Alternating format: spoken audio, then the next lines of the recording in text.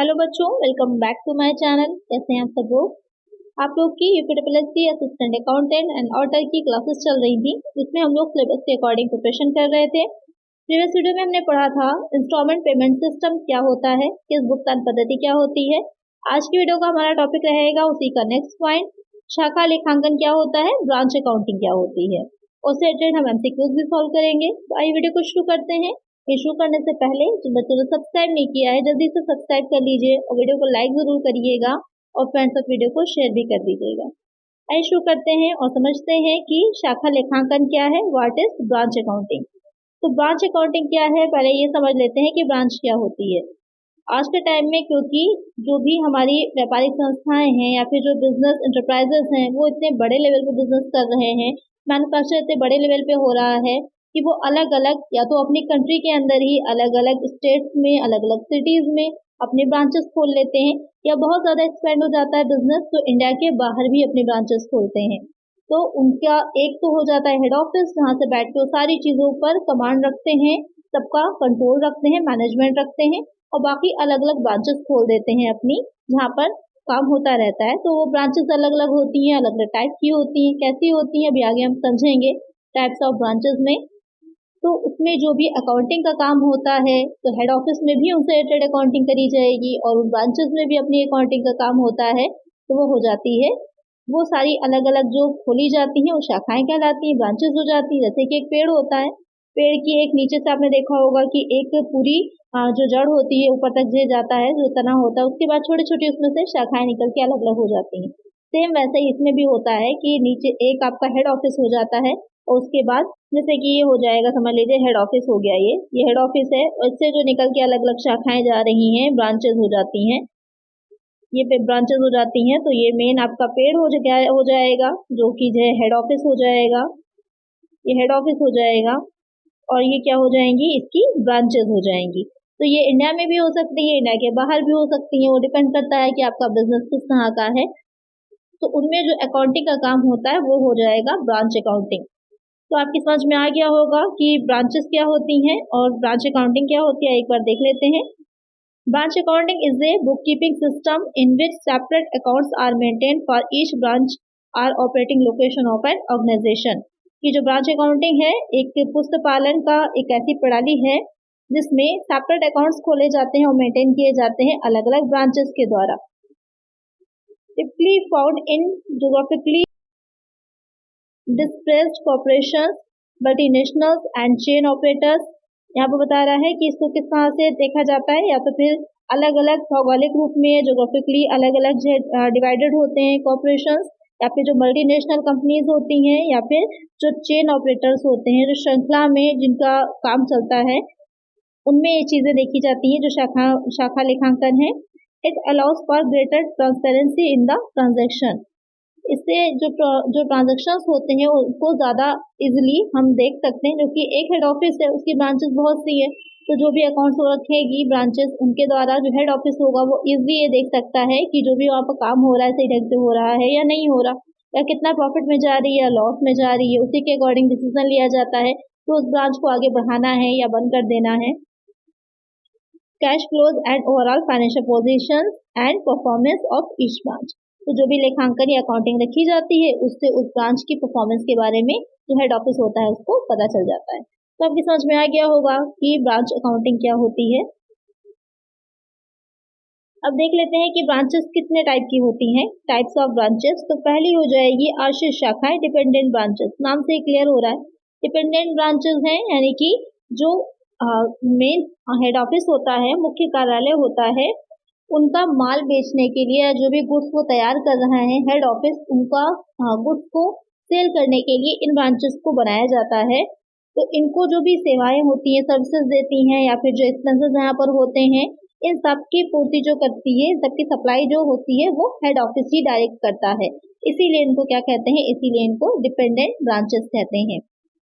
ये जो भी गुड्स होता है उसको कैश में ही सेल करती है मोस्टली, या अगर हेड ऑफिस से इनको ऑर्डर मिलता है तो उसको क्रेडिट पर भी सेल कर सकती हैं, लेकिन मोस्टली ये कैश पर ही सेल करती हैं। ये शाखाएं जो होती हैं अलग से अपना प्रॉफिट एंड लॉस अकाउंट नहीं बनाती हैं, और ना ही कोई स्पेसिफिक अकाउंटिंग का काम करती हैं, क्योंकि इनके यहाँ जो भी सप्लाई किया जा रहा है, जो भी एक्सपेंसेस होते हैं वो डायरेक्ट हेड ऑफिस से होते हैं, इसलिए इनको ज़्यादा चीज़ों को लिखना या फिर उनका लेखांकन करने की ज़रूरत नहीं पड़ती है। बहुत ज़्यादा इनके यहाँ जो कैश अकाउंट है या फिर कैश बुक बनाई जाती है, स्टॉक रजिस्टर बनाया जाता है, मेमोरेंडम स्टॉक बनाया जाता है, या फिर जो सेल करी गई है उसको सेल बुक जो होती हैं वो बना ली जाती हैं, जिसमें कि जो इम्पोर्टेंट विवरण होते हैं, इम्पोर्टेंट स्टेटमेंट्स होते हैं वो तैयार किए जाते हैं। तो इनका जो ज़्यादातर अकाउंटिंग का काम होगा वो कहाँ होता है? हेड ऑफिस में होता है। फिर आ जाता है स्वतंत्र शाखाएं, इंडिपेंडेंट ब्रांचेस। नाम से क्लियर है, इंडिपेंडेंट होती हैं। इंडिपेंडेंट शाखाएं कैसी होती हैं?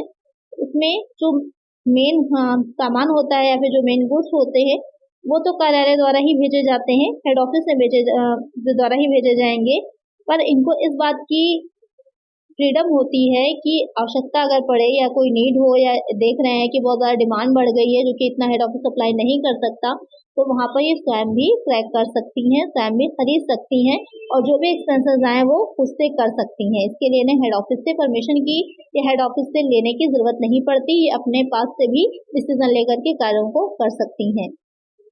और जितनी भी जो भी सेल करते हैं, जो भी उससे इनकम होती है उसको समय से टाइम टू टाइम ये हेड ऑफिस में ट्रांसफर करते रहते हैं, भेजते रहते हैं।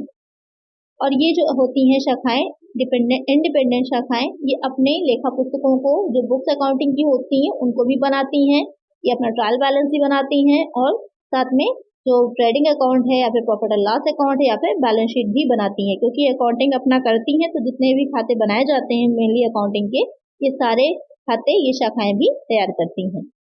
फिर आ जाता है थर्ड, विदेशी शाखा, फॉरेन ब्रांचेस। तो नाम से क्लियर हो गया होगा फॉरेन ब्रांचेस की।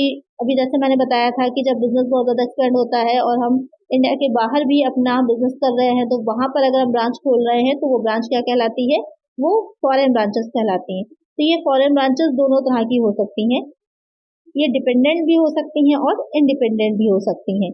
तो जैसी भी होंगी तो इन दोनों की जो विशेषताएं फीचर्स अभी आपको मैंने बताए हैं वैसे फीचर्स इन फॉरेन ब्रांचेस में हो सकते हैं।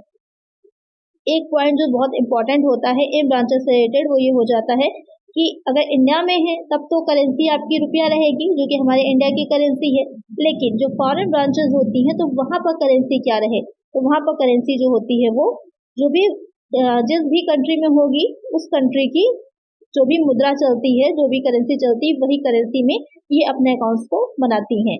तो इसे हम कह सकते हैं कि फॉरेन करेंसी, क्योंकि आपको स्पेसिफिकली नहीं पता कि कौन सी कंट्री में आपकी ब्रांच है, तो यहाँ पर हम लिख सकते हैं कि जो फॉरेन करेंसी होती है उस करेंसी में ही ये अपने अकाउंट्स को रखती हैं। तो इसको ध्यान में रखिएगा, ये क्वेश्चन पूछा जा सकता है। अभी आगे हम देख लेंगे एमसीक्यूज में भी। तो ये इतने टाइप्स की ब्रांचेस होती हैं। उसके बाद आ जाता है कि मुख्य कार्यालय की पुस्तकों में जो आश्रित शाखाएं होती हैं उनका लेखा कैसे रखा जाता है।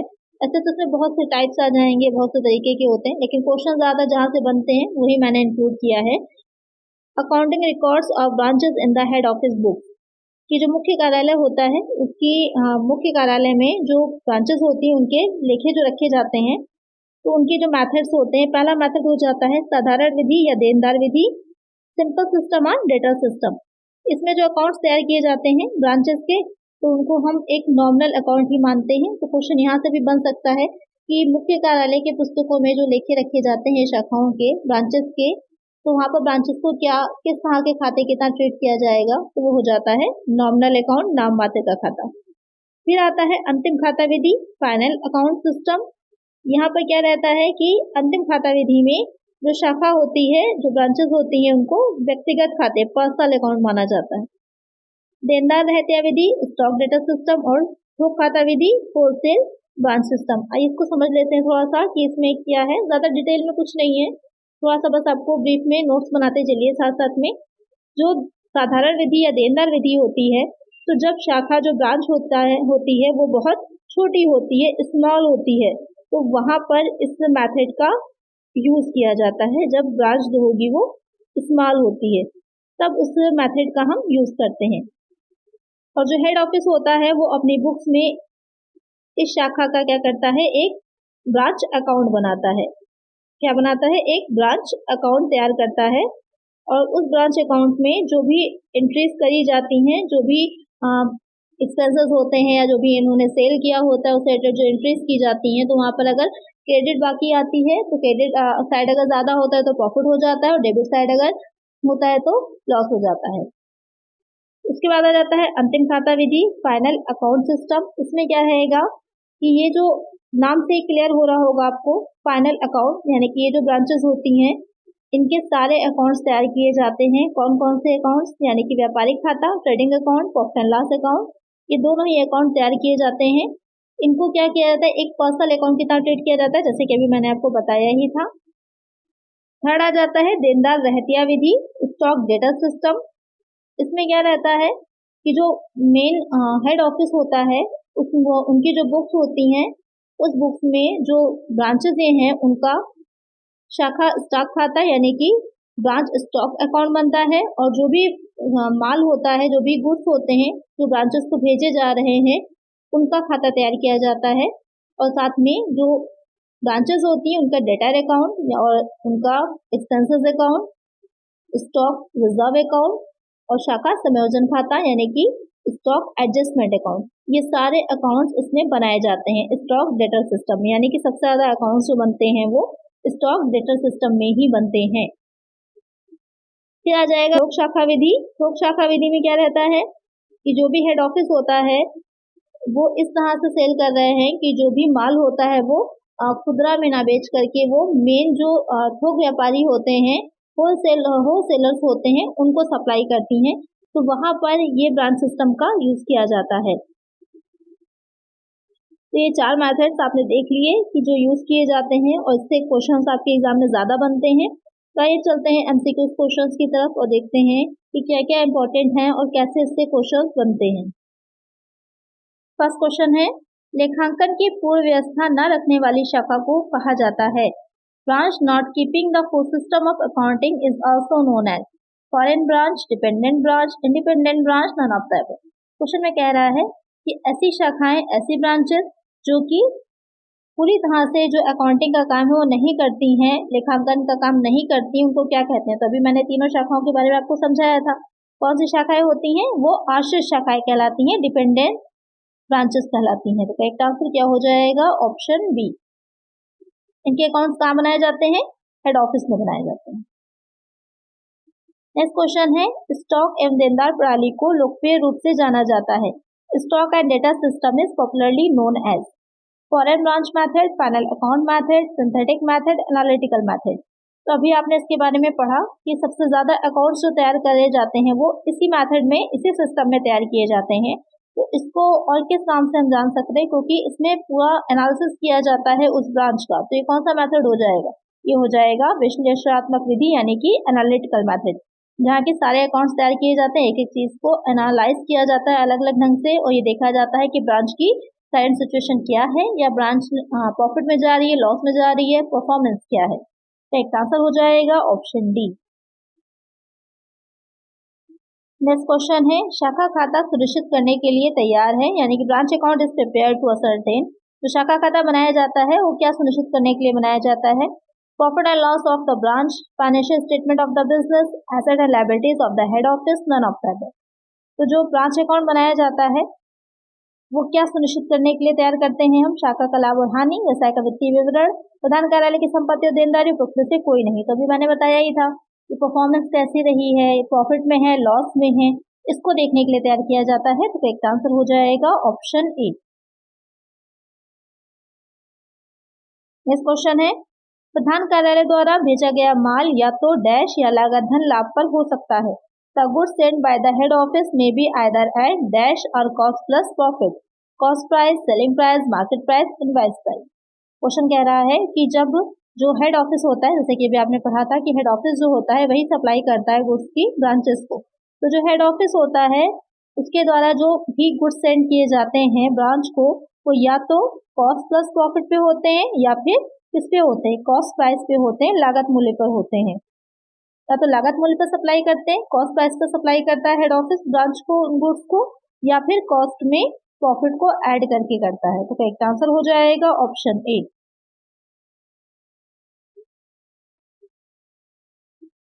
नेक्स्ट क्वेश्चन है, शाखा से संबंधित सभी नगद लेन देन को रिकॉर्ड करने के लिए कौन सा खाता तैयार किया जाता है। Which account is prepared for recording all cash transaction relating to the branch.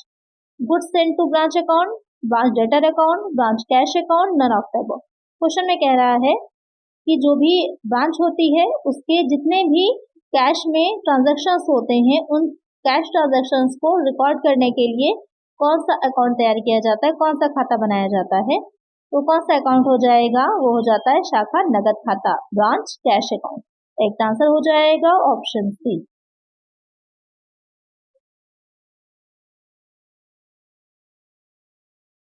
Next question है, स्टॉक में अधिशेष को शाखा संवर्जन खाते में दिखाया जाता है। Loading on surplus in stock is dash to branch adjustment account, debit, credit, liability, trading. Question में कह रहा है कि जो स्टॉक होता है उसमें जो सरप्लस अगर आ रहा है, सरप्लस निकल के आ रहा है, तो उसको ब्रांच एडजस्टमेंट अकाउंट में डेबिट करेंगे, क्रेडिट करेंगे, या फिर वो एक दायित्व होता है, या फिर ट्रेडिंग अकाउंट में दिखाते हैं। तो क्या हो जाता है, जब भी स्टॉक एक्सेस होगा, अधिक होगा, सरप्लस होगा, तो क्या किया जाएगा, उसे हम क्रेडिट करते हैं। एक आंसर हो जाएगा ऑप्शन बी। नेक्स्ट क्वेश्चन है, वर्ष के अंत में प्रधान कार्यालय द्वारा भेजा गया लेकिन वर्ष समाप्त होने से पहले शाखा द्वारा प्राप्त नहीं किया गया माल कहलाता है। Goods sent by the head office at the end of the year but not received by branch before the year ended is known as dash. Goods in transit, loss by fire, shortage, loss. अब question को ध्यान से समझिएगा, कह रहा है कि head office ने सेंड कर दिया है वर्ष के अंत तक, एंड ऑफ द ईयर जो लेखांकन अवधि थी, जो भी वर्ष था उसके एंड तक जो हेड ऑफिस था उसने गुड्स सेंड कर दिया, लेकिन जो ब्रांच थी उन्होंने वर्ष के समाप्त होने से पहले उस गुड्स को रिसीव नहीं किया है। तो वहां पर ऐसे गुड्स क्या कहलाते हैं, ऐसे गुड्स कहलाते हैं गुड्स इन ट्रांजिट, मार्गस्थ माल कहा जाता है। ये नॉर्मली भी आपका अकाउंटिंग में क्वेश्चन पूछा जा सकता है कि यहाँ पर शाखा या प्रधान कार्यालय नहीं लिखेगा कि भेज दिया गया है माल लेकिन रिसीव नहीं हुआ है, तो वो माल कौन सा है, तो वो हो जाता है गुड्स इन ट्रांजिट, मार्गस्थ माल होता है। तो एक आंसर हो जाएगा ऑप्शन ए।